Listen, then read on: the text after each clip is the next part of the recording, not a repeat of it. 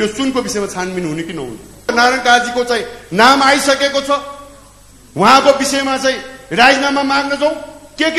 को मान्छे हो सुन तस्करीमा परेका छन्, यो चाहिँ छानबिन हुनु पर्यो। जति पनि घटनाहरू छन् त्यसको निष्पक्ष छानबिन गर्नका निम्ति कांग्रेसले सहयोग पुर्याउनु पर्छ। 150 केजी सुन चाहिँ एयरपोर्टमा चाहिँ पक्रेको स्थिति छ।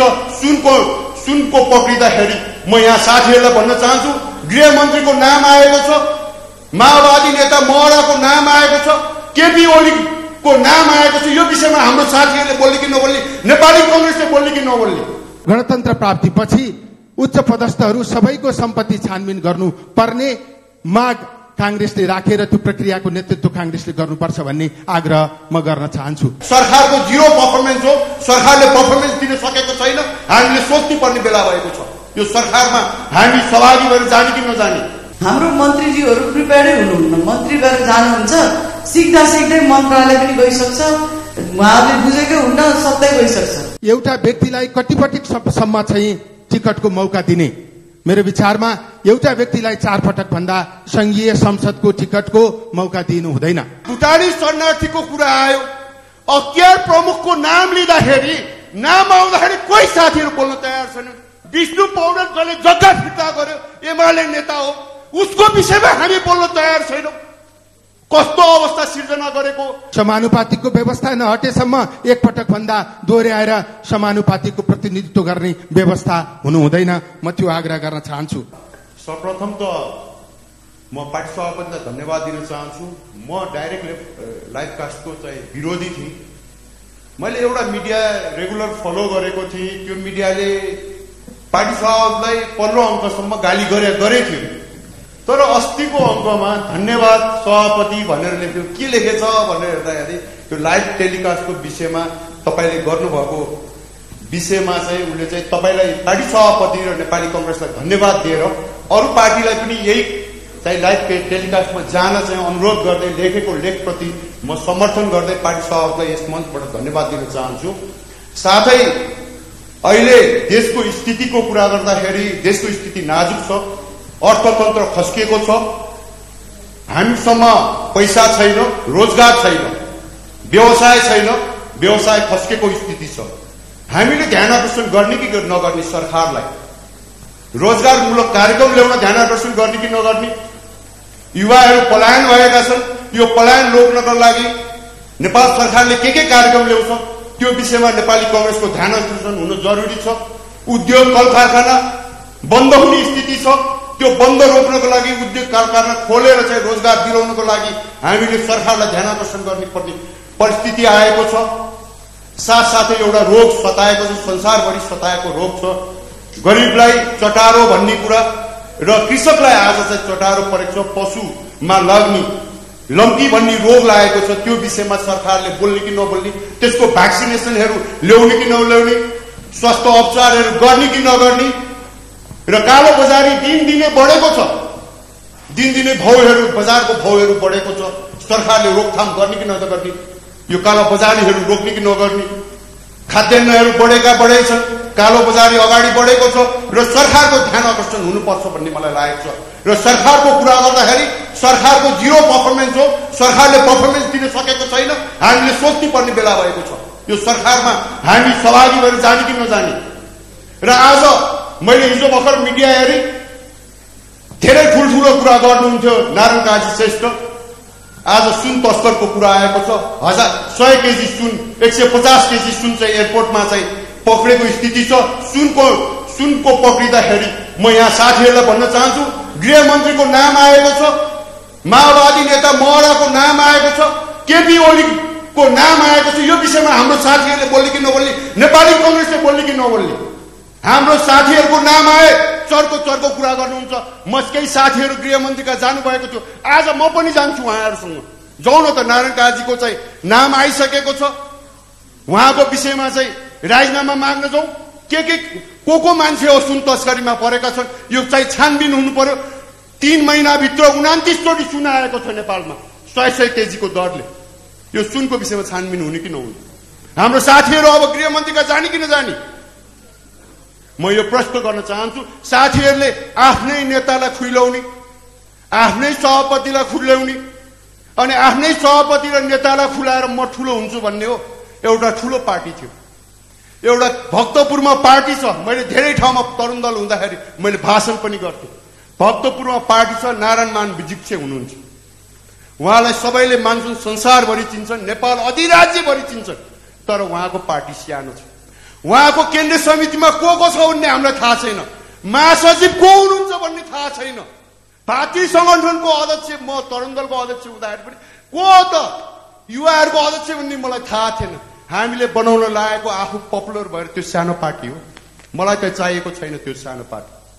मलाई त चाहिएको छ म पपुलर हुनु पर्दैन, कोही पपुलर हुनु पर्दैन, तर हामीलाई चाहिएको छ ठुलो पार्टी जसले चाहिँ रूपान्तरण गर्न सक्यो, जसले देशमा परिवर्तन गर्न सक्यो। अब आर्थिक क्रान्ति गर्न बाँकी छ नेपाली कांग्रेसले।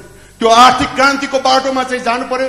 जनताको हक अधिकारको लागि हिजो पनि लडेको, आज पनि लड्छ, भोलि पनि हामी लड्न सक्छौं भन्ने त्यो अवस्था पैदा गर्नु पर्यो। यो केन्द्रीय समितिले त्यो अवस्था चाहिँ पैदा गर्न चाहिँ म अनुरोध गर्दछु।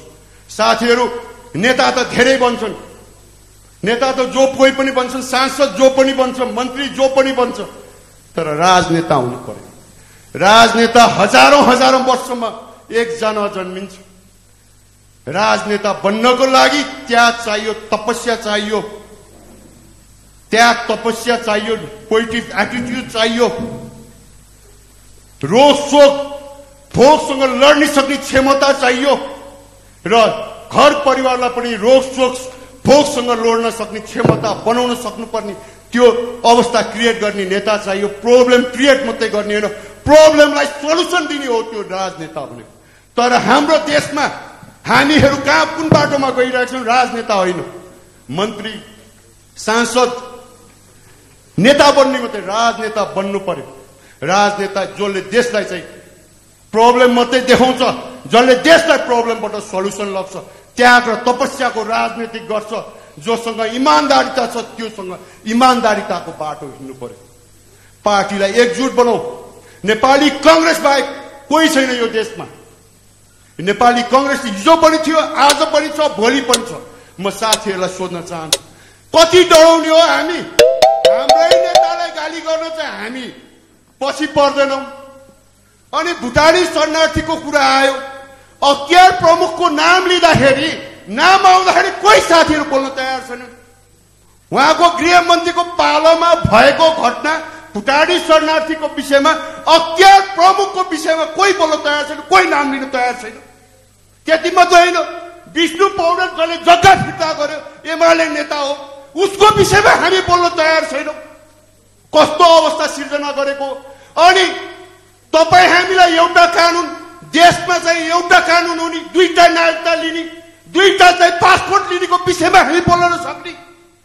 अनि नेपाली कांग्रेसको नेता र कार्यकर्ता भन्ने, नेपाली कांग्रेस पार्टी भन्ने, म चाहिँ दुईटा नागरिकता भयो, दुईटा पासपोर्ट पनि जेल जाने, अनि एउटा पार्टीको नेता दुईटा पासपोर्ट र दुईटा चाहिँ नागरिकता हुँदा जेल जानु नपर्ने, यो कस्तो अवस्था हो? के भनिदिनु पर्यो नेपाली कांग्रेसले? जसले लिए पनि हुन्छ दुईटा नागरिकता, दुईटा पासपोर्ट। अब हामी सबैले लिऊ दुईटा नागरिकता र पासपोर्ट। त्यो भएको हुनाले नेपाली कांग्रेसले यी विषयमा बोल्नुपर्छ। अन्तिममा म सभापतिलाई भन्न चाहन्छु, पार्टी केन्द्रीय समितिको मिटिङ भएन भन्ने गरेको छ। केन्द्रीय समितिको मिटिङ बोलाइदिनु सभापतिजी, 2 महिनामा हामीलाई थकाइदिनुस्।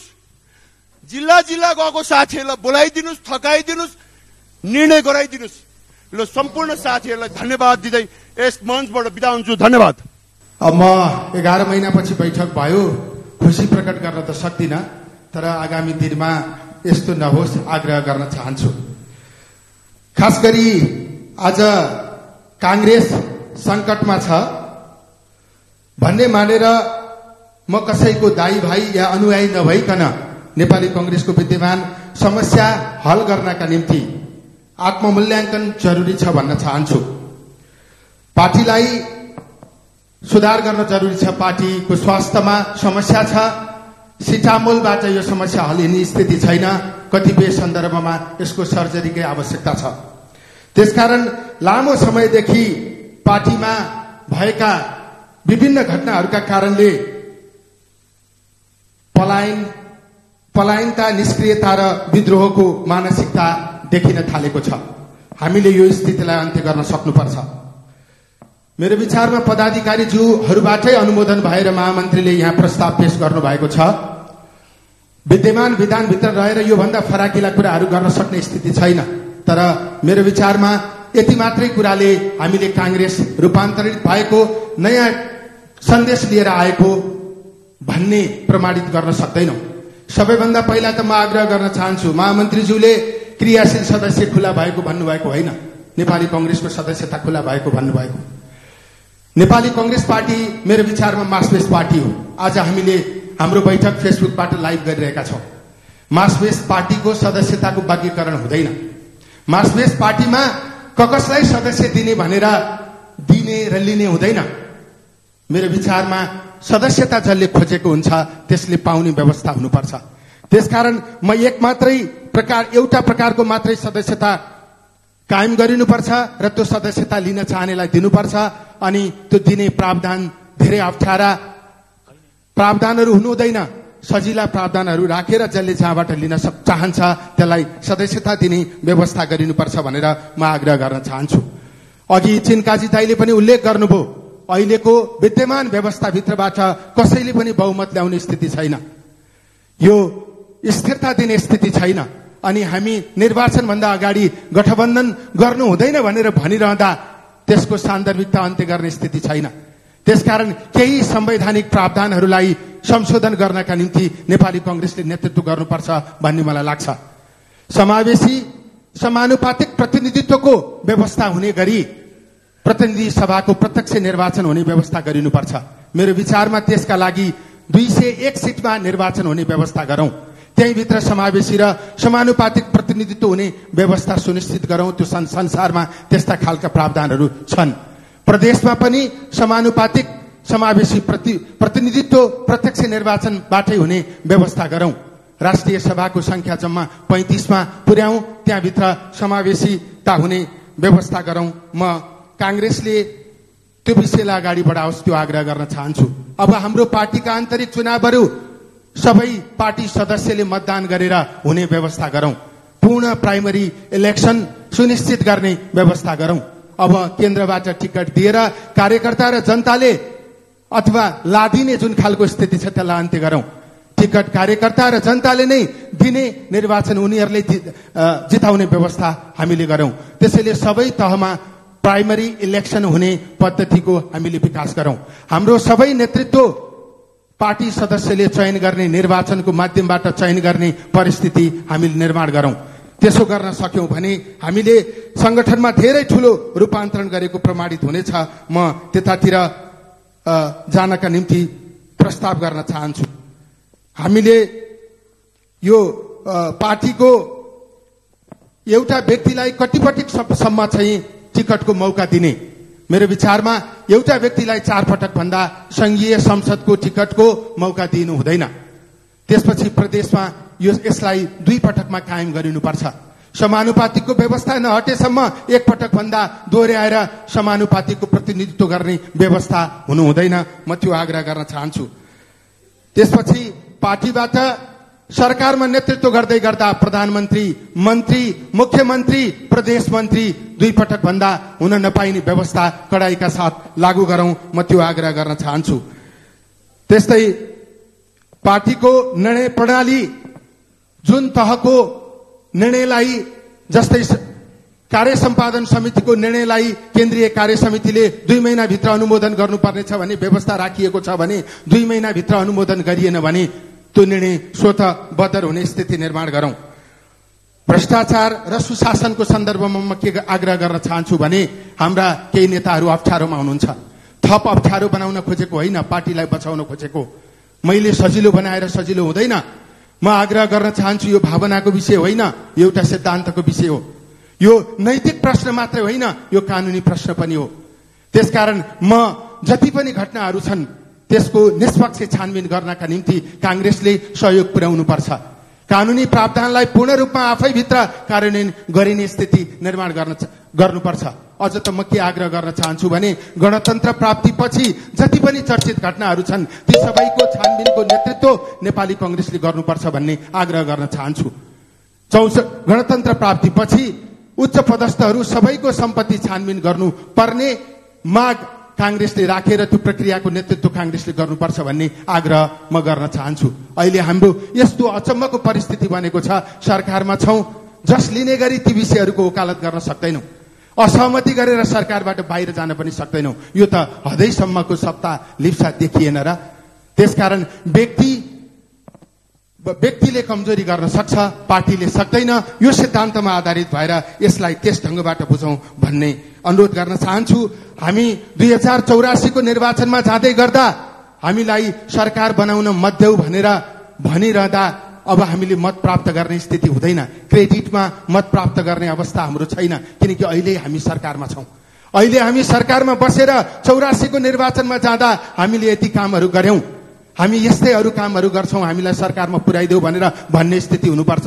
हामीले सुरुवात गरेको यो काम पूरा भएको छैन, यो पूरा गर्नका निम्ति हामीलाई मत देऊ भनेर भन्ने स्थिति हुनुपर्छ। जहिले पनि नेपाली कांग्रेसले गरेको छ, तर यो पालिको महामन्त्रीको प्रतिवेदनमा त्यस्तो अलि दूरगामी असर पर्ने या हाम्रो देशलाई हाँक्ने जस्तो केही कुरा पनि मैले यो पालि देखिन र म अलिकति अचम्मित पनि भएँ, किन मैले चाहिँ महामन्त्रीको प्रतिवेदन भनेको राजनीतिक दस्तावेज हुन्छ होला भनेर सोचेको थिएँ। तर यो राजनीतिक दस्तावेज भन्दा पनि एउटा एनजिओको विश लिस्ट जस्तो मलाई लाग्यो। धेरै कार्यक्रम गर्ने, तर कार्यक्रमको उपलब्धि के हो त? सो त्यो चाहिँ क्लियर भएन र मलाई चाहिँ के सुझाव दिन मन लागेको छ भने 3-4 कार्यक्रम गरौँ, ठोस कार्यक्रम गरौँ र त्यसको उपलब्धि के हो र 2-3टा चाहिँ डाइरेक्सनमा हाम्रो पार्टी जानुपर्छ जस्तो लाग्छ। एउटा चाहिँ सुशासन र सुशासनको लागि हामी कति प्रिपेयर्ड छौँ, किन म सदैव प्रधानमन्त्री शेरबहादुर देउवाजीको धर्मपत्नी भएर 4-5 चोटि उहाँ सँगसँगै के हुन्छ रहेछ त भनेर हेर्न पाएँ। हाम्रो मन्त्रीजीहरू प्रिपेयर्डै हुनुहुन्न, मन्त्री भएर जानुहुन्छ, सिक्दै मन्त्रालय पनि गइसक्छ, उहाँहरूले बुझेकै हुन्न, सधैँ गइसक्छ।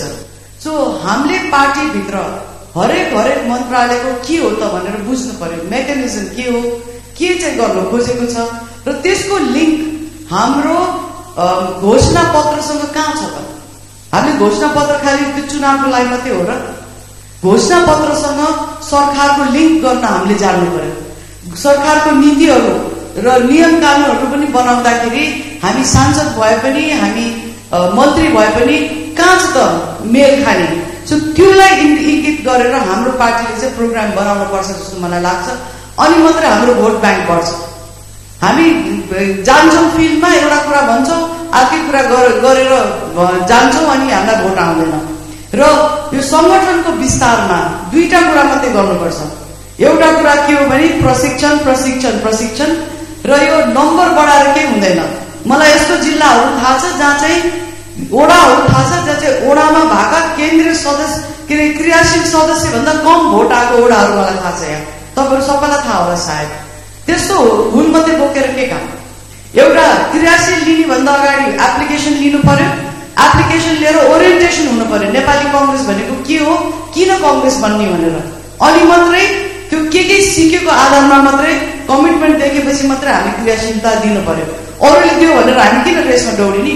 अरू त भर्खर बनिरहेको पार्टी हो। हाम्रो त प्रिन्सिपल के हो, नीति के हो, हामीले के गराएको छौँ भनेर जनताले प्रत्यक्ष देखेको पार्टी हो।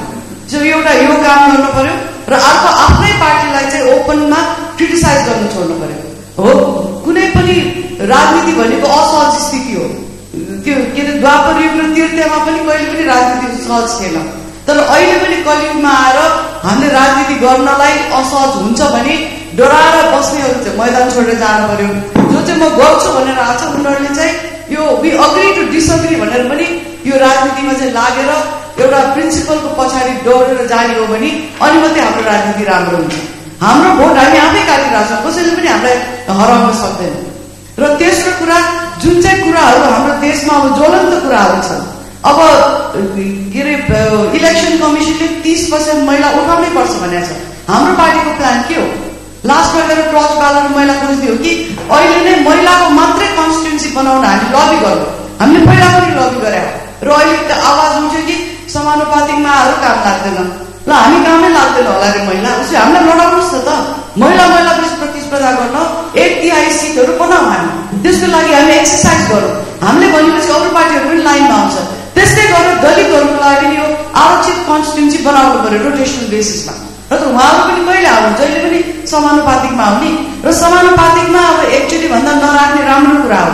तर हामीले खोज्दा खोज्दा खोज्दा खोज्दा एकदमै जुनियर मान्छे आइदिने अनि पार्टीको त्यो भनौँ न मर्मै नबुझा मान्छेलाई हामीले राजनीतिमा ल्याएर के हुन्छ?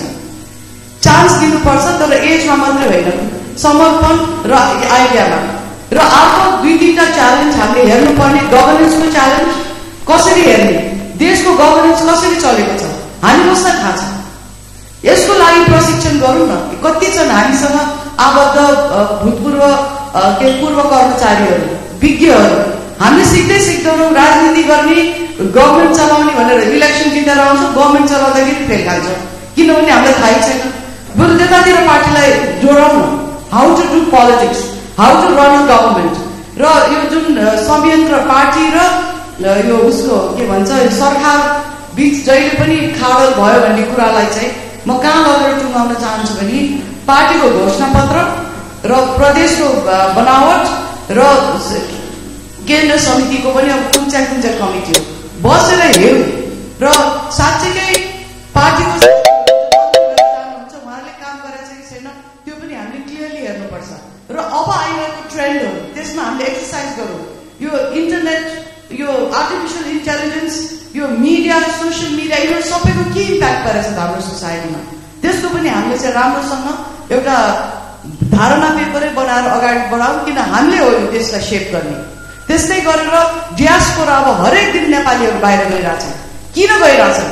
खालि संसदमा कुरा उठ्छ, यहाँ सबैको छोराछोरी गयो, सबैको छोराछोरी गयो, किन गयो? किन? खै हामीले गरेको रिसर्च के वातावरण बनायो भने यहाँ बस्छन्? यो 2-3टा मूल कुराहरूलाई चाहिँ नेपाली कङ्ग्रेसले लिडरसिप लिएर एउटा अगाडि बढ्ने रणनीति बनाउनु पर्छ। र थर्ड कुरा, लास्ट कुरा चाहिँ यो परराष्ट्र नीति हाम्रो उही ठाउँमा छ कि हामी यताउता भएको छौँ। हामीले एउटा असेसमेन्ट गर्नु पर्यो नि त, हामी सिरियस हुनु पर्यो हाम्रो देशलाई नन लाइनमा कसरी राख्ने। अहिले होल वर्ल्ड पोलराइज भएको बेलामा हामी बचेर कसरी गरेर बस्ने। सो यो कुराहरूमा चाहिँ पार्टीले एउटा डिरेक्सन लिनुपर्छ भन्ने धारणा राख्दै आफ्नो भनाइ टुङ्ग्याउँछु। धन्यवाद। जेन देशै रहेन भने हामी किन चाहियो प्रजातन्त्र, किन चाहियो पार्टी, किन शेरबहादुर चाहियो, किन को चाहियो? काम कर्तव्यप्रति हेक्का राखौँ। सभापति जस्तो उदार व्यक्तित्व पाउनु भएको छ तपाईँहरूले, पूर्व पदाधिकारीले, वर्तमान पदाधिकारीहरूले। यस्तो कलेक्टिभ लिडरसिपलाई तपाईँ सबै जिम्मेवारी उहाँका थोपडेर गठबन्धन भक्छौ उहाँका टाउकामा, गठबन्धन सप्रियो उहाँका विरुद्धमा, केही चिज भयो सारा उहाँकै विरुद्धमा भनेर तपाईँ जाने पदाधिकारी साथीहरूलाई यो राम्रो हो कि होइन? जसको परिणति यस्ता चाहिँ विभिन्न नामका पार्टीहरू अहिले चाहिँ झलक्क देखिन्छन् परालको आगो जस्तो, तर त्यसलाई निभाउनलाई पनि हामीले चाहिँ प्रविधिहरू अगाडि बढाउनुपर्छ जस्तो लाग्छ। विधि र विधान बमोजिम पार्टी चलेन भन्ने यस सम्मानित कार्य समितिका सम्पूर्णको ध्यान पनि आकर्षित गराउन चाहन्छु। विधानले व्यवस्थै नगरेको, विधानले किटानीका साथ कारबाही भनेर भनेका व्यक्तिहरूलाई अनुशासन समितिको त्यो पनि एकल निर्णयले, जहाँ पावर छैन, जहाँ पछाडि परेको ठाउँ छ, जहाँ चाहिँ के अरे आवाज विहीनको ठाउँ छ, त्यहाँ केही वास्ता गर्ने होइन भने त्यहाँको सङ्गठन कहाँ जान्छ? 80 साल असार 17 गते कारबाही फुकुवा भनेर गर्नुहुन्छ। यस विषयमा आदरणीय सभापतिज्यू लगायत विधानले कारबाही गरेकालाई अनुशासन समितिको संयोजकज्यूले एकल निर्णय गरेर कसरी त्यो कारबाही फुकुवा गर्ने अधिकार प्राप्त गर्नुभयो। एकले अर्कोलाई समाप्त गर्ने दृष्टिकोणले हामी अगाडि बढ्न थाल्यौँ भने हामीले लिएको सैद्धान्तिक निष्ठाप्रति पनि प्रश्न चिन्ह उठ्न सक्ने अवस्था छ। यो गठबन्धनबाट निर्माण भएको सरकारको अनुभव हामीले अथवा अनुभूति हामीले पाउन सकेका छैनौँ। संरचना किन गठन गरियो? हामी यो 7वटा प्रदेशमा संरचना किन बनाइयो? यदि यो प्रदेशलाई कुनै जिम्मेवारी दिनु छैन भने, जिम्मेवारी विहीन बनाउनु छ भने यसलाई खारिज गर्दा हुन्छ। हामी जिल्लैमा बस्न तयार छौँ, जिल्लैका सङ्गठन गर्छौँ। काङ्ग्रेसका सबै नेता खतम, काङ्ग्रेस खतम, अर्को पार्टी खतम, मुलुक डुब्यो, अहिले सिद्धिनेला। तसर्थ कोशी प्रदेश नामाकरणका विषय र कोशी प्रदेशको सरकारको गठनका विषयमा नेपाली काङ्ग्रेसको सबैले सोद्धाखेरि हामीले के भन्दियो? पार्टीको रूपमा स्थापित गर्न सफल भयौँ। नेताजीहरूको मार्गनिर्देशन, नेपाली काङ्ग्रेसका साथीहरूको अथक प्रयास र आम जनताको विश्वासले त्यो प्रथम स्थान प्राप्त गर्न सफल भयो भन्ने मलाई लाग्छ। अब हिजोको 10वटा एजेन्डामा 4वटा प्रतिवेदनहरू आदरणीय नेताहरूले प्रस्तुत गर्नुभयो। त्यसमा उपसभापति आदरणीय पूर्णबहादुर खड्काज्यूले पेश गरेको जुन सरकारको तर्फबाट प्रमुख सचेतक रमेश लेखकज्यूले पेश गर्नुभएको संसदीय काम कारबाहीका विषयमा त्यो दुईटा प्रतिवेदन अत्यन्त मेहनतका साथ उहाँहरूले पेश गर्नुभयो। उहाँहरूलाई म धन्यवाद दिन चाहन्छु। हाम्रा आदरणीय नेता गोपाल मान श्रेष्ठ जो प्रदेश र प्रतिनिधि सभाको निर्वाचन परिचालन समितिका संयोजक हुनुहुन्थ्यो, उहाँले पेश गरेको प्रतिवेदनमा विगतका निर्वाचनमा भएका अनुशासनहीनता र अन्तर्घात समेतका घटनामा उचित कारबाही गर्न नसकेको थितो अनुभव हाम्रा सामु छ। अत विधि र विधान बमोजिम प्रमाणका आधारमा प्रजातान्त्रिक प्रक्रिया पूरा गराई केन्द्रीय अनुशासन समितिले कारबाही अगाडि बढाउनु पर्ने देखिन्छ।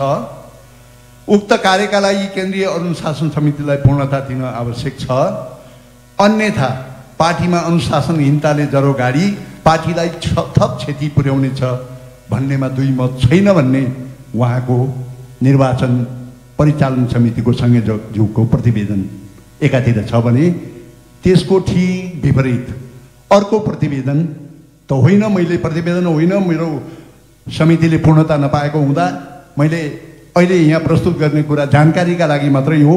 केही कुरामा जानकारी गराउन चाहन्छु र त्यो जानकारी गराएका विषयमा यो सम्मानित कार्य समितिले अनुमोदन गरेपछि लागू हुन्छ, अनुमोदन भएन भने लागू हुन्न भन्ने राय प्रकट गर्नुभयो।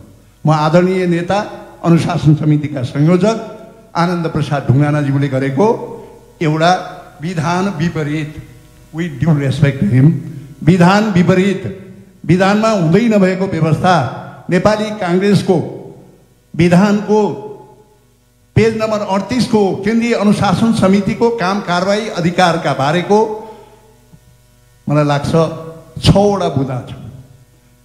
आदरणीय महामन्त्रीज्यूहरूलाई हिन्दुस्तानका सिनेमा हेर्दा point to be noted your honour भन्छ।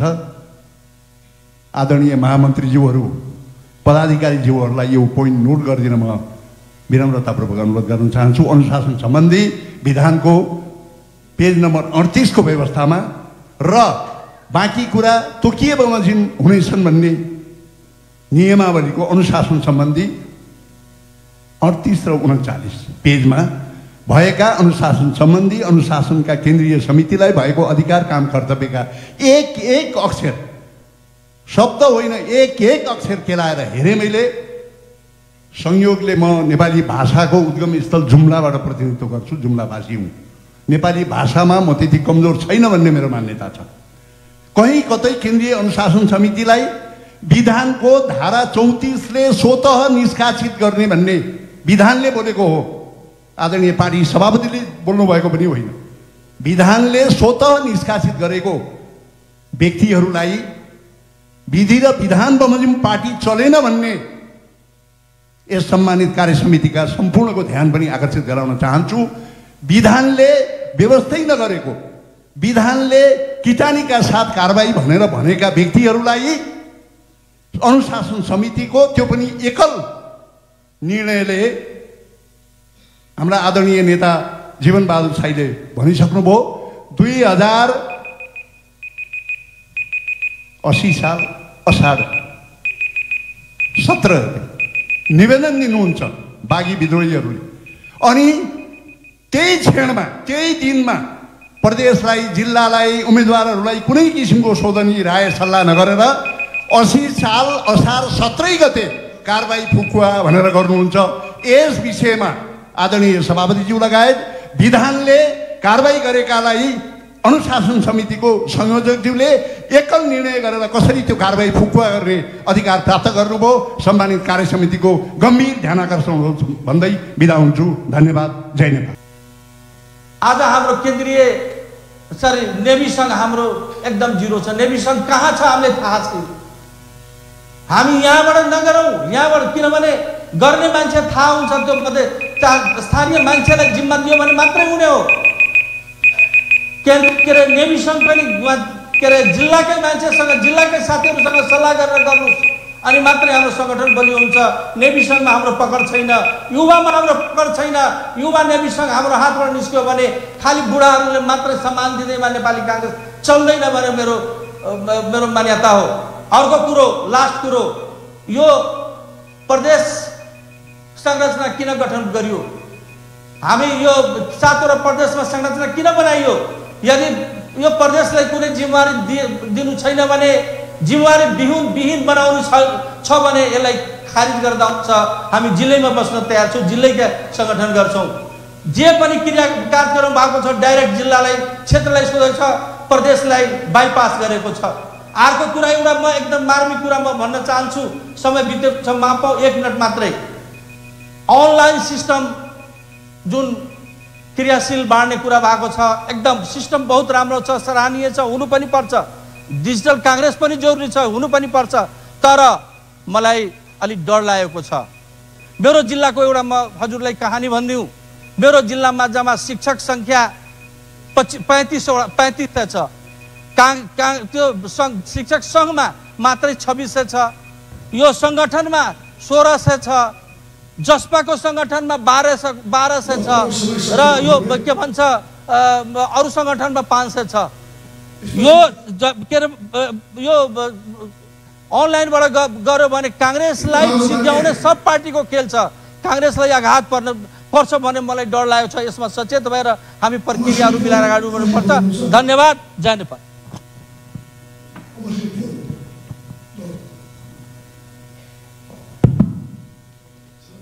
श्रद्धेय सभापतिज्यू, पार्टीका पदाधिकारीज्यूहरू, पूर्व पदाधिकारीज्यूहरू, केन्द्रीय सदस्यज्यूहरू, प्रदेश सभापतिज्यूहरू,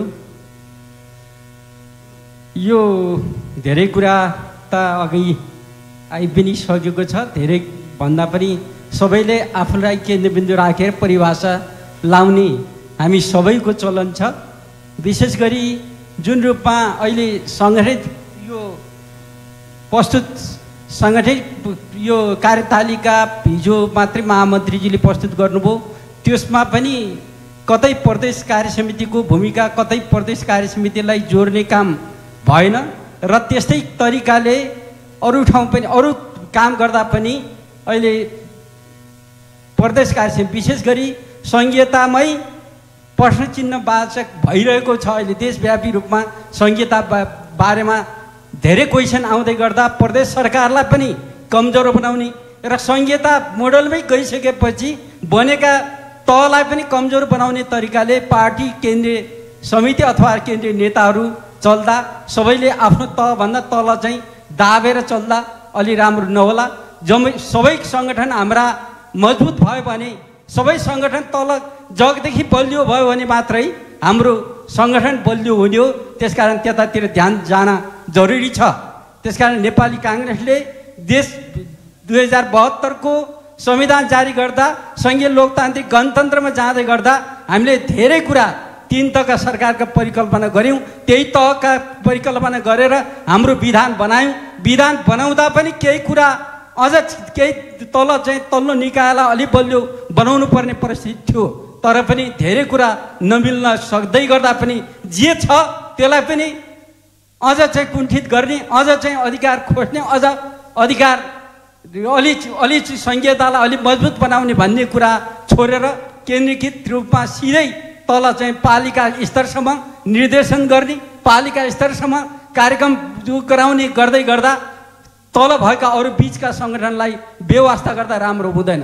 यहाँ निर्वाचन हुन्छन् विभिन्न खालका, हामीले पार्टी सिङ्गो पार्टी निर्वाचन जाँदै गर्दा टिकट पाउँदै गर्दा केहीले पाउने केही नपाउने स्वाभाविक हो। धेरै साथीहरू अग्रज हुन्छन्, धेरै साथीको इच्छा हुन्छ। केही साथीले एउटा साथीले पाउँदा धेरै साथी पछाडि बस्न सक्छन्, तर त्यहाँ घात अन्तर्घात पनि हुन्छ। सधैँ घात अन्तर्घात हुन्छ भने पार्टी सिस्टममा लान्छौँ भन्ने, पार्टीलाई मर्यादित बनाउँछौँ, अनुशासित बनाउँछौँ भन्ने, अनुशासनमा अलि चाहिँ हामी चाहिँ कडा रूपमा नजानाले पनि यस्तो खालको गतिविधि भइरहेका छन्।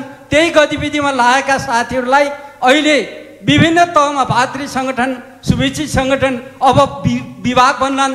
ती विभागमा तहगत रूपमा सिफारिस नगरेर सिधा यहाँबाट केन्द्रीय कार्य समितिबाट तरुण दलको केन्द्रीय सचिव बनाउने र नेभी सङ्घको केन्द्रीय सदस्य बनाउने, महिला सङ्घको केन्द्रीय सदस्य बनाउने, विभागमा राख्ने हो भने तहगत रूपमा किन चाहियो सङ्गठन? सिधा तलका सङ्गठन खारिज गरौँ, केन्द्रले मात्रै सबै कुरा चलाउँ अनि आफ्नो तरिकाले जो नेतासँग नजिक छ त्यसलाई चाहिँ कार्य समितिमा राख्यो भने चलिहाल्यो नि। त्यसकारण तहगत रूपमा यदि सबै तह मान्ने हो भने ती तहका त्यो वडामा काम गरिरहेको मान्छेले कतिको काम गरेको छ, त्यो क्षेत्रमा काम गरिरहेको मान्छेले पार्टीप्रति कति मर्यादित भएको छ र जिल्लामा हुने साथीहरूले कति काम गरेको छन्, त्यो रूपमा यदि प्रदेश रूपमा पनि खालको सिफारिस दियो हो भने बल्ल पार्टीलाई एउटा खालको सिस्टममा तहगत रूपमा सिफारिस गर्दै लियो भने मात्रै हुन्छ। यहाँ पार्टीका नेता कसैलाई मन पर्यो भने जसलाई मन लाग्यो त्यसलाई पद दिने, जसलाई मन लाग्यो त्यसलाई आशा दिने, पटक पटक के अरे लाभदायक पदमा अथवा कहीँ सम्भावना भएको ठाउँमा त्यही व्यक्ति जाने, सबै निर्वाचन क्षेत्र सबै भेगलाई बोटोलेर सम्भावना भएका पाउने ठाउँमा सबैलाई बोटोलेर अगाडि बढेपछि मात्रै 165 निर्वाचन क्षेत्र हाम्रो निर्वाचन क्षेत्र हो, 300 प्रदेश निर्वाचन क्षेत्र हाम्रो निर्वाचन क्षेत्र हो, 77 जिल्ला काङ्ग्रेसको सङ्गठन हाम्रो निर्वाचन क्षेत्र हो, 753 पालिका काङ्ग्रेसका लागि महत्त्वपूर्ण पालिका हुन् भन्ने सोच जहाँसम्म हुँदैन त्यहाँसम्म सङ्गठन हुँदैन। त्यसकारण त्यो सोचका साथ जान पनि आग्रह गर्छु। जो पावरमा गयो त्यसको निर्वाचन क्षेत्रमा जति पनि बजेट हुने त्यसको निर्वाचन क्षेत्रका मान्छे जहाँ पनि व्यवस्थापन हुने, जहाँ पावर छैन, जहाँ पछाडि परेको ठाउँ छ, जहाँ चाहिँ के अरे आवाज विहीनको ठाउँ छ त्यहाँ केही वास्ता गर्ने होइन भने त्यहाँको सङ्गठन कहाँ जान्छ? त्यसकारण यतातिर पनि जान विशेष अनुरोध गरेँ। त्यही तरिकाले निर्वाचन 3 तहका सरकार छन्, 3 तहका जनप्रतिनिधि र पार्टीसँग समन्वयकारी भूमिका गर्नु जरुरी छ। यो गठबन्धनबाट निर्माण भएको सरकारको अनुभव हामीले अथवा अनुभूति हामीले पाउन सकेका छैनौँ। त्यसैले यसलाई करेक्सन गरेर आगामी दिनहरूमा सरकारमा भएका मन्त्रीहरूको व्यवहार, उहाँहरूको चाल चलन र उहाँहरूको हामीप्रतिको दृष्टिकोण, यिनका कारणले पनि हामी मन्त्री भएका छौँ भन्ने कुराको एहसास त्यहाँ रहेका मानिसहरूमा हुनु जरुरी छ। र मैले फेरि पनि भने अनुशासन हाम्रो एकता, हिजो हामी शहीद हुन तयार भएका मानिस हौँ, हिजो सर्वस्व हरण हुँदाखेरि पनि तयार भएको यो काङ्ग्रेस पार्टी हो। अझै हामी लोभ लालचा र अरू कुराहरूमा हामी फसेर अझ एक आपसमा हामीले एक अर्कालाई हिलो छ्याप्ने कुराहरूले एकले अर्कोलाई समाप्त गर्ने दृष्टिकोणले हामी अगाडि बढ्न थाल्यौँ भने हामीले लिएको सैद्धान्तिक निष्ठाप्रति पनि प्रश्न चिन्ह उठ्न सक्ने अवस्था छ। त्यसैले हामीले काङ्ग्रेसको मूल धारणा, सिद्धान्त, आदर्शलाई नछोडिकन त्यसलाई व्यवहारमा रूपान्तरण गरेर हामीले अगाडि बढ्नुपर्ने अहिलेको आवश्यकता हो। यदि हामीले दरो रूपमा भातृ संस्थाहरूलाई परिचालन गरेर हामीले काङ्ग्रेसलाई अगाडि बढाउने कुरामा निस्वार्थ रूपमा हामी अगाडि बढ्यौँ भने हाम्रो तागतसँग प्रतिस्पर्धा गर्नका लागि नेपालका राजनीतिक दलहरूको तागत छैन, किनकि त्यो सिद्धान्त हामीले बोकेका छौँ। यदि कुरा राख्दै यसलाई मैले बिदा भएँ। धन्यवाद। जय नेपाल।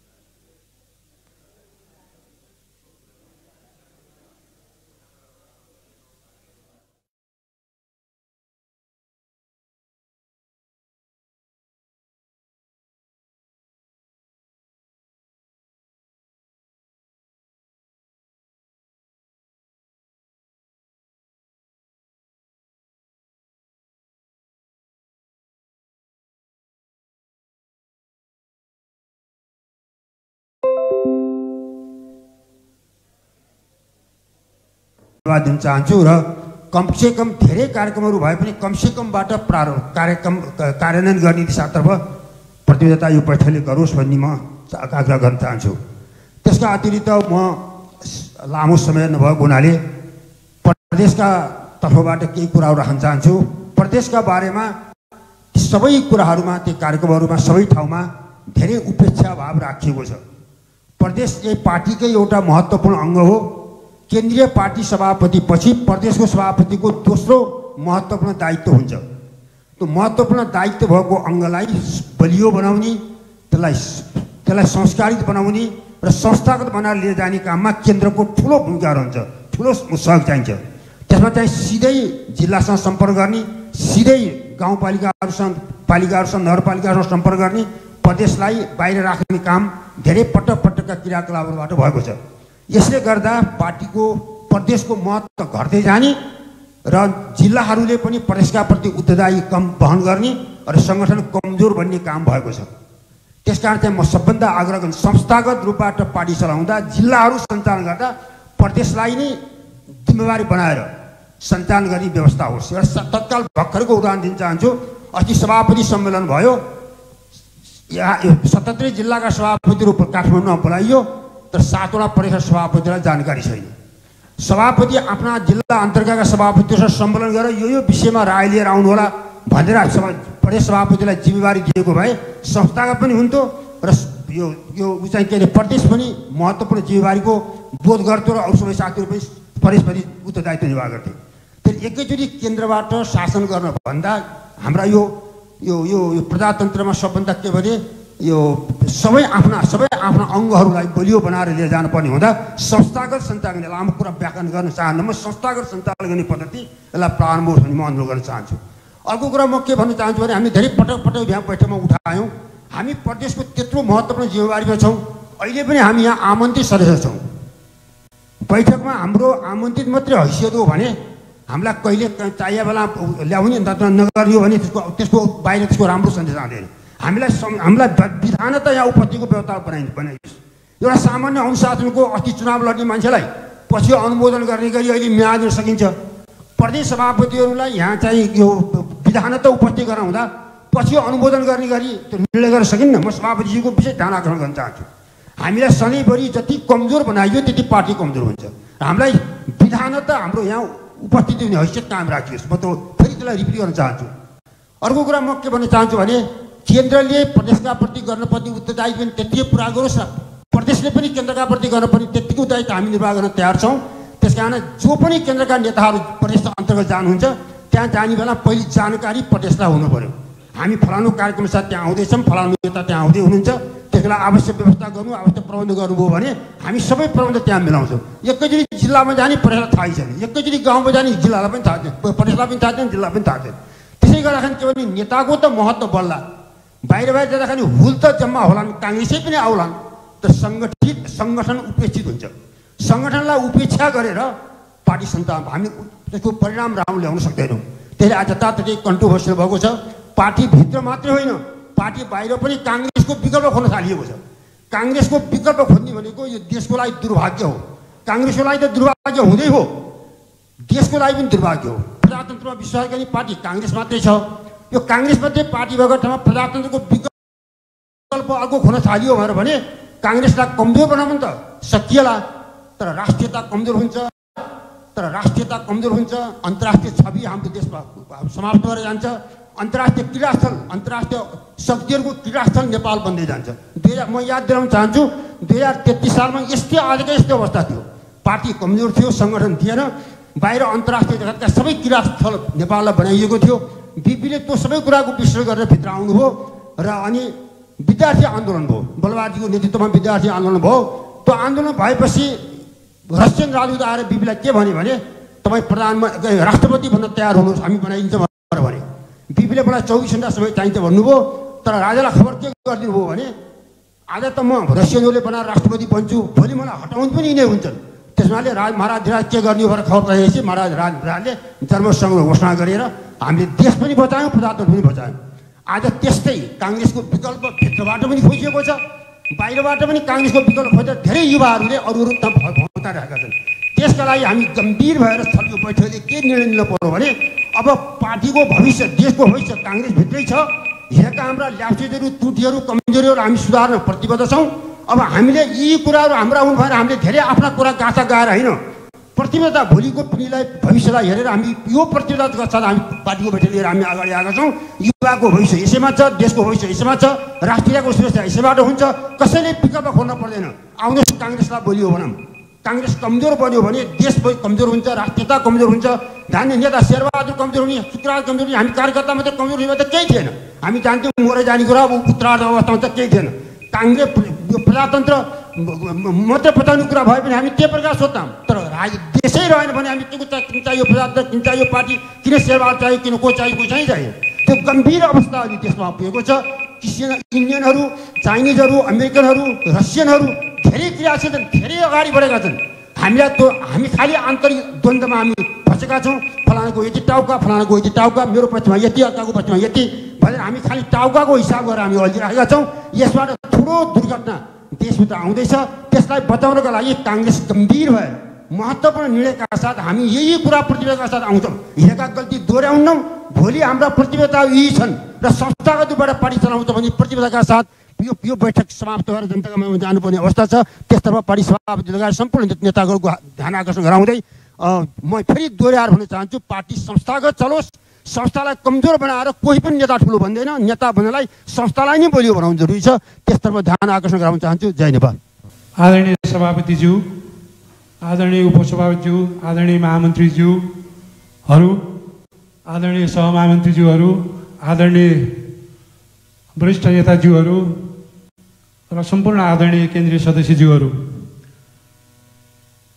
हामी अलि ढिलै भए पनि मुलुकमा सबैभन्दा पुरानो पार्टी, बुढो पार्टी, यो पार्टी बुढो भइसकेको छ भन्ने जुन आम जनमानसमा गइरहेको थियो, त्यो कुरा नभएर अहिले हामी आधुनिकीकरणमा गइरहेका छौँ। हिजोको लाइभले म हुम्लाबाट प्रतिनिधित्व गर्छु, मेरो घर हुम्ला हो। हुम्लाको गाउँ लिमी सबैले सुन्नै भएको छ। त्यो ठाउँबाट पनि फोन आयो, ओहो आज त सभापतिज्यू यसरी बस्नुभएको थियो, उपसभापतिज्यू यसरी बस्नुभएको थियो, त्यहाँ सदस्यज्यूहरू यसरी जानुभएको थियो, फलानाले कालो ब्याग बोकेको थियो। यसले गर्दाखेरि मैले यो सन्दर्भ किन जोडिरहेको छु भने अब 2007 सालमा हामीले यो गऱ्यौँ, 17 सालमा यो गऱ्यौँ भनेर अहिलेको जेनेरेसनले सुन्नेवालो छैन। अहिलेको जेनेरेसनले हामीलाई के भयो, मेरो बाटो बन्यो कि बनेन, मेरो खानेपानी आयो कि आएन, मेरो घरमा टेलिभिजन छ कि छैन, मेरो घरमा फोन छ कि छैन, मैले चाहिँ केन्द्रमा भएका कुराहरू मेरो गाउँमा बसेर सुन्न पाएँ कि पाइनँ, मेरा भावनाहरू व्यक्त गर्न पाएँ कि पाइनँ भन्ने अवस्था चाहिँ आइरहेको छ। यही सन्दर्भमा जुन केन्द्रबाट आदरणीय सभापतिज्यू, उपसभापतिज्यू, महामन्त्रीज्यू, म लक्की रहेछु।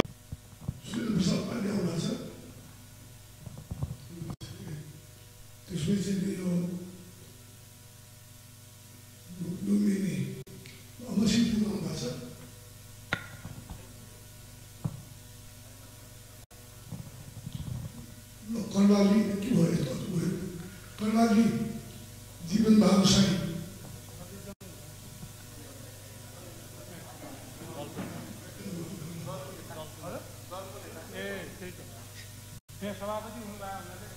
दलको नेता नाम त के हो,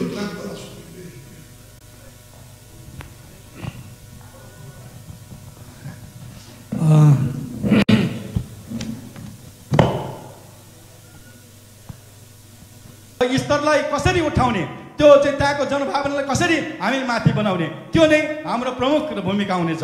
त्यो भयो भने मात्रै नेपाली काङ्ग्रेसलाई अगाडि बढ्न सक्छ।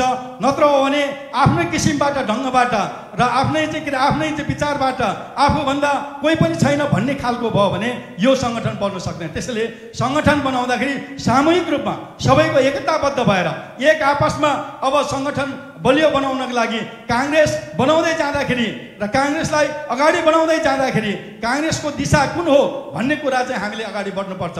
अहिले पहिला जस्तो गरेर प्रजातन्त्रको विषयमा, अर्को विषयमा र भनेर हुँदैन। अब र संसार घुमिसकेको छ, प्रजातन्त्र आइसकेपछि सबैले देखिसकेका छ, संसारको कुराहरू देखिसकेका छ। अरू देशमा विकास हुन्छ, नेपालमा किन विकास हुँदैन भन्ने प्रश्नवाचक चिन्ह उठिसकेको छ। त्यसैले विकास गर्नको लागि, हामीले समृद्धि गर्नको लागि के गर्नुपर्छ, हामीले त्यसको लागि हामीले पहिचान के हो त, त्यसको विषयमा हामी किन चाहिँ यहाँ चाहिँ यो विकास हुन सकिँदैन भन्ने कुराहरू पनि गर्नुपर्छ। अब नेगेटिभ एटिट्युडबाट होइन, पोजिटिभ एटिट्युडबाट गएर पोजिटिभ दिशातिर अगाडि बढ्यो भने मात्रै सङ्गठन कुशल हुन्छ। अब सबैलाई नेगेटिभ, अब सबैको अहिले नेगेटिभ एटिट्युडमा गइसकेको छ। जसरी हुन्छ म भन्दा अरू हुँदैन, म भए सबै ठिक छ, अरू भए ठिक हुँदैन भन्ने कुरा मान्यता हामीले बिल्कुल छोड्नुपर्छ। त्यो हामीले त्यो सिकाउँदै गर्दाखेरि अहिलेको जेनेरेसनले त्यो पनि सिक्दै गएको छ। हामीले पहिला पहिला त्यो सिकायो भने त्यो जस्तो नेता छ त्यही अनुसारको सिक्छ। त्यसले गर्दाखेरि हामीले सिकाउने दिशा पनि राम्रोसँग सिकाउनुपर्छ। हामीले राम्रो काम गर्यो भने अरूले पनि राम्रो काम गर्छ। यति भन्दै मेरो चाहिँ के अरे 2-4 शब्द यहीँ गर्छु। धन्यवाद। जय नेपाल।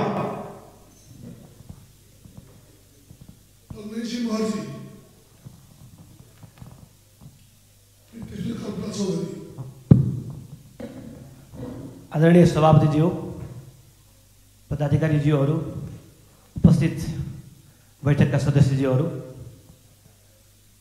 लामो समयपछि नेपाली काङ्ग्रेसको समीक्षा लगायतको बैठक सञ्चालन भइरहेको छ।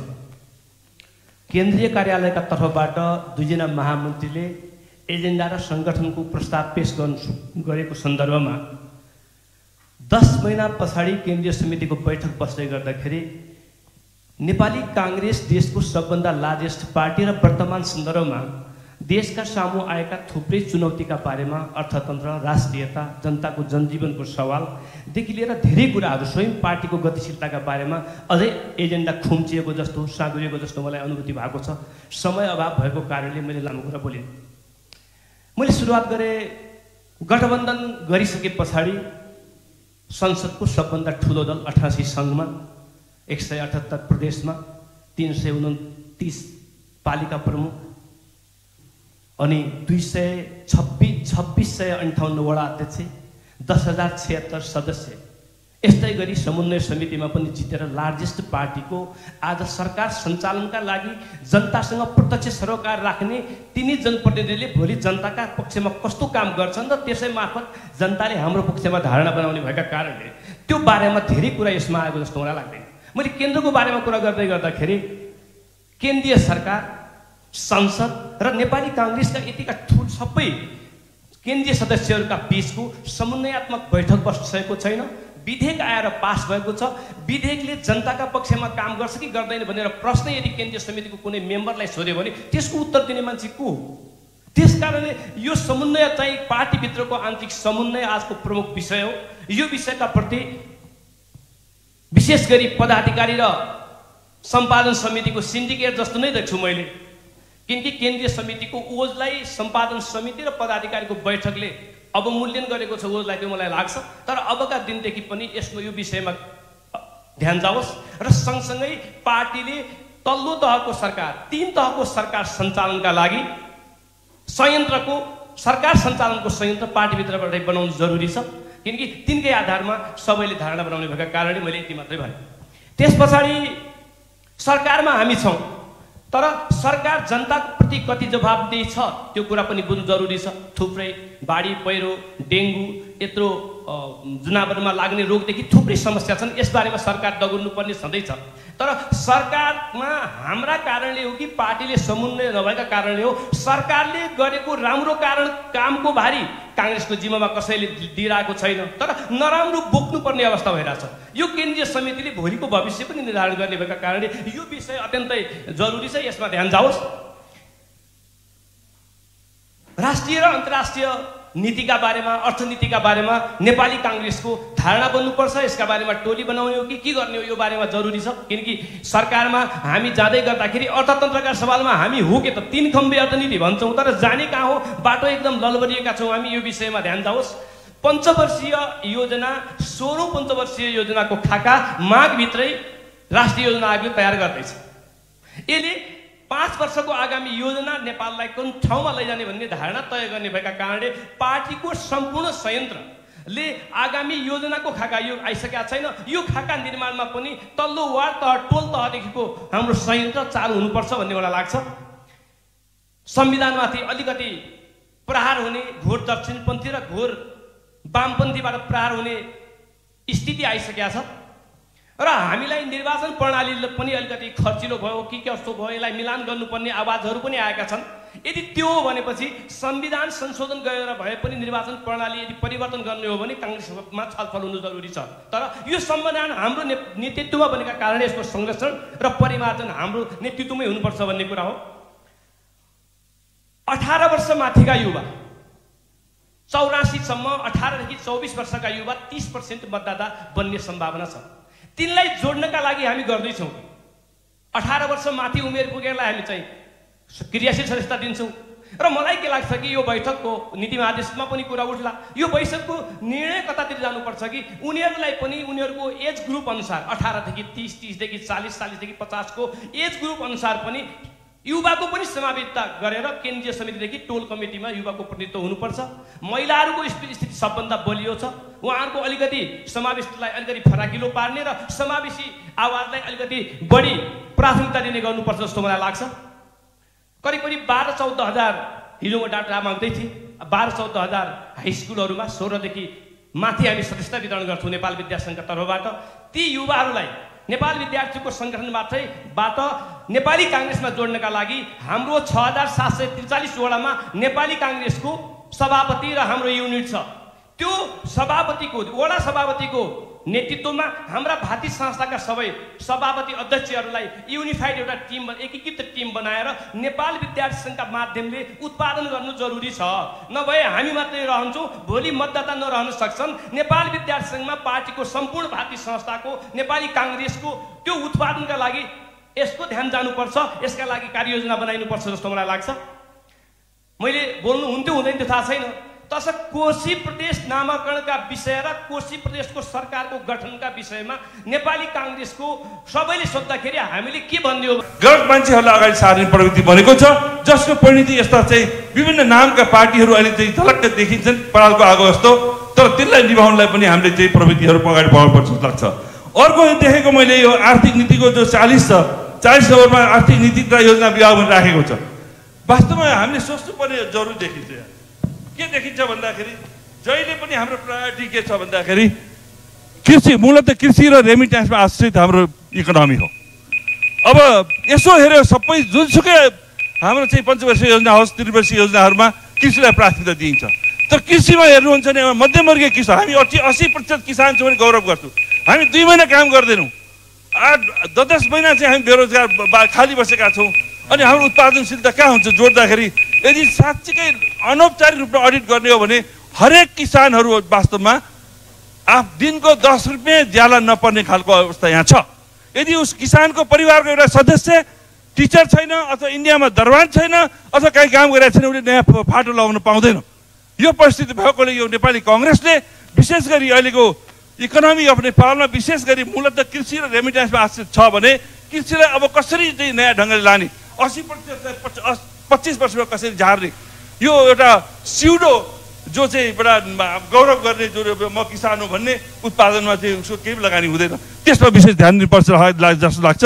र अर्को मैले डिटेल भन्न खोजेको थिएँ, समय छैन। अर्को एउटा याद गर्नुपर्ने कुरा, मैले यो इकोनोमिक सेक्टरलाई प्राथमिकता दिनुपर्छ। 40 सम्म राखेर जस्तै सङ्गठन विभागलाई राखे जस्तै यो इकोनोमिकलाई अहिले कमसेकम हामीले राम्रोसँग एउटा टिम बनाएर 5 जनाको टिम बनाएर समग्र चाहिँ यो चाहिँ एनालाइसिस गरेर अब नयाँ ढङ्गले कुन रणनीति लिँदाखेरि साँच्चीकै किसानहरूको उन्नति प्रगति हुन्छ त्यसमा ध्यान दिनुपर्छ जस्तो लाग्छ। र हामीले एकले अर्कालाई तजोबात गर्नुभन्दा पार्टीको नेताहरूलाई बचाएर अगाडि बढ्यो भने हाम्रो जुन चाहिँ सफलता मिल्छ। भित्र झगडा गरौँ, बाहिर गएर छताछुल्लो अवस्थामा सामाजिक सञ्जालमा जुन देखिन्छ यो प्रवृत्ति हटाएन भने मलाई लाग्छ नेपाली काङ्ग्रेसको उन्नति प्रगति हुँदैन। हामी लज्जित हुनुपर्ने परिस्थिति छ। त्यसको लागि सम्पूर्णले चाहिँ आफ्नो नेताहरूलाई हामीले चाहिँ बलियो बनाउने काम गरौँ, आन्तरिक रूपमा बरु झगडा गरौँ। यो कुरामा अगाडि बढ्न म अनुरोध गर्दै बिदा हुन्छु। धन्यवाद। जय नेपाल।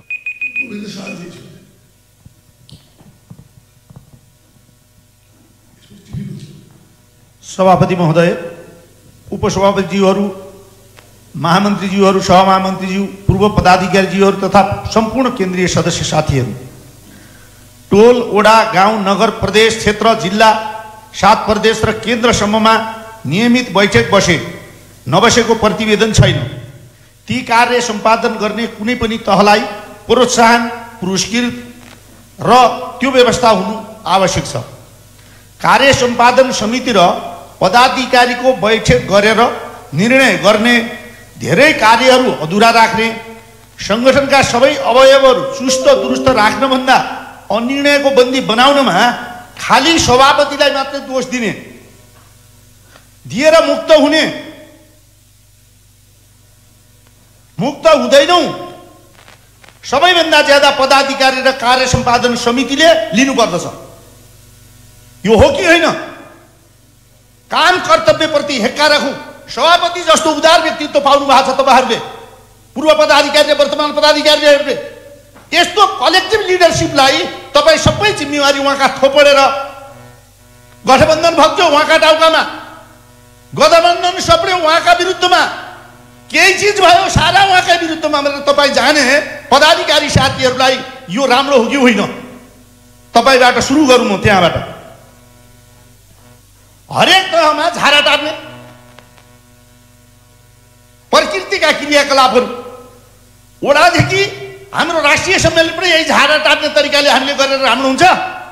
प्रशिक्षण झारा टार्ने, सदस्यता अभियानमा झारा टार्ने, संगठनका गतिविधिले समय बर्दार र खर्चको व्यवहार मात्र गर्ने खालका गतिविधिले यो संगठनलाई राम्रो हुँदैन। सदस्यता मैले अघि नै टाइम अलिकति भनेको छु, टाइम बढाइनु पर्थ्यो। परिषद 2 मा सदस्यता सम्बन्धी व्यवस्था गरेको छ। सदस्य 2 प्रकारका छन्। सदस्य प्राप्त गर्ने प्रक्रियाहरू छन्, योग्यता प्रदान गर्ने कार्यविधि, अभिलेख राख्ने, सदस्यता नवीकरण गर्ने, पार्टीको वडा कार्यालयमा स्वयं उपस्थित भई आवेदन दिनुपर्ने, शुल्क बुझाउनु पर्ने, अभिलेख वितरण विवरण सम्पूर्ण तहलाई जानकारी गर्ने र केन्द्रमा पुग्ने व्यवस्था छ। कति जिल्लाबाट त्यो प्राप्त भयो केन्द्रमा? कति सदस्य बाँड्यौँ हामीले? कति सदस्य लिए? त्योसम्म पनि हामीले जानकारी नपाउने। यहाँबाट लिँदै लिएन भने बाँड्छन् के? यो दफामा कार्यान्वयन गर्ने जिल्ला, गाउँ, क्षेत्र, प्रदेशलाई सम्मानित गर्नुपर्छ कि पर्दैन? नगर्नेहरूलाई के गर्ने हो? बैठकै नबस्ने, खालि केन्द्रको कुरा मात्रै गर्ने? त्यो पनि पदाधिकारीले गर्दाखेरि पनि यो हो। सभापतिजीलाई दबाब दिएको भए पदाधिकारी, पूर्व पदाधिकारीले 1 वर्षमा होइन केन्द्रीय सदस्य राख्नुहोस् न, 4 महिना, 5 महिना, 3 महिनामा राख्नुहोस् न, राख्नुहुन्थ्यो नि। खालि त्यो कुरा उहाँका टाउका मात्रै फाल्ने। र दर्ता किताबको ढाँचा, 3 पुस्ते, फोटो सबै केन्द्रमा पठाउने भनेको छ। कति प्रगति भयो? क्रियाशील सदस्यको प्राप्ति, अहिलेसम्म क्रियाशील सदस्य प्राप्ति समयमा नहुने, सक्यो अर्को महाधिवेशन पछि हुने, प्राप्तिमा थप शुल्क असुल्ने। कारण के देखाउने? भवन बनाउँछु, फर्निचर ल्याउँछु, हल ल्याउँछु, कम्प्युटर ल्याउँछु, अनेकौँ अपनाएर गाउँ, नगर, जिल्ला, क्षेत्रले सम्बन्धित व्यक्तिलाई हस्तान्तरण नगर्ने। बिचारा खुसी हुन्छ एउटा गाउँको मान्छेले आफ्नो क्रियाशील कार्ड पाउँदाखेरि, त्यो पनि पल्लो महाधिवेशनमा मात्रै दिने।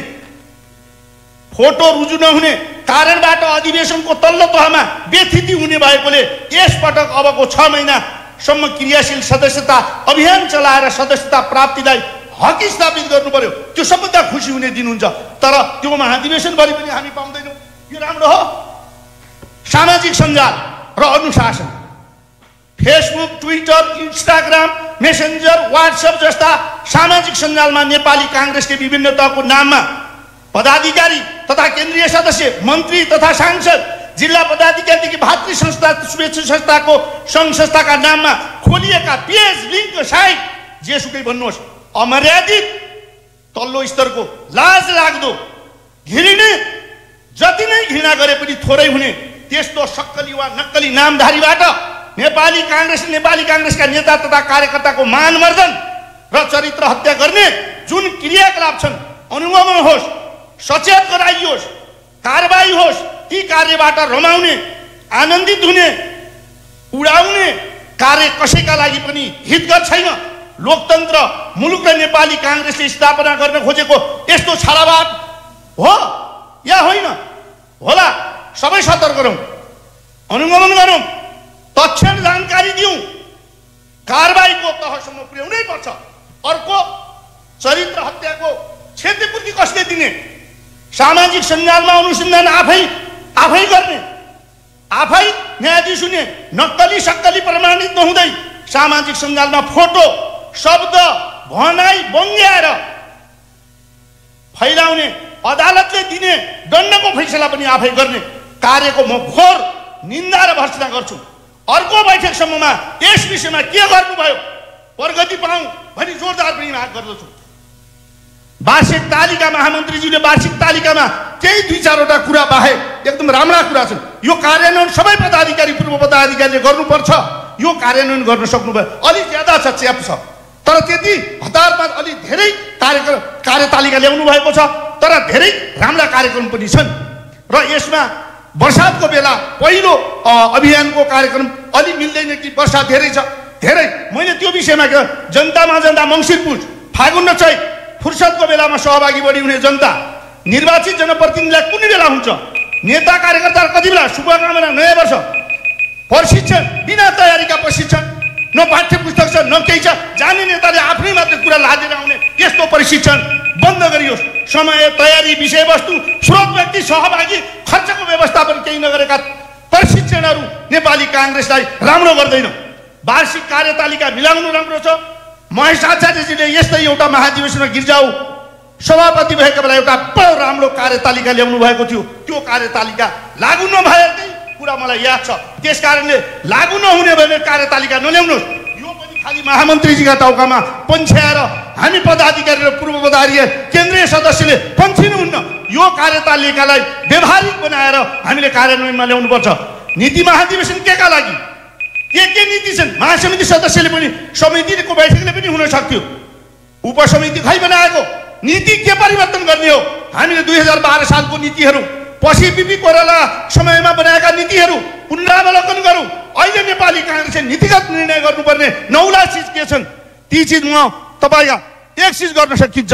निर्वाचन प्रणालीमा सुधार गर्न सकिन्छ, संशोधन गर्न सकिन्छ, कृषि नीतिमा हेरफेर गर्न सक्छ, नयाँ प्रविधिको प्रयोगमा गर्न सकिन्छ, भू उपयोगमा गर्न सकिन्छ, क्लिन इनर्जी, ग्रिन हाइड्रोमा गर्न सकिन्छ, डिजिटलाइज गर्न सकिन्छ, धेरै चिज वैदेशिक रोजगारीमा गर्न सकिन्छ। एकैछिन महत्त्वपूर्ण एउटा नीति म यहाँ प्रस्ताव गर्न चाहन्छु।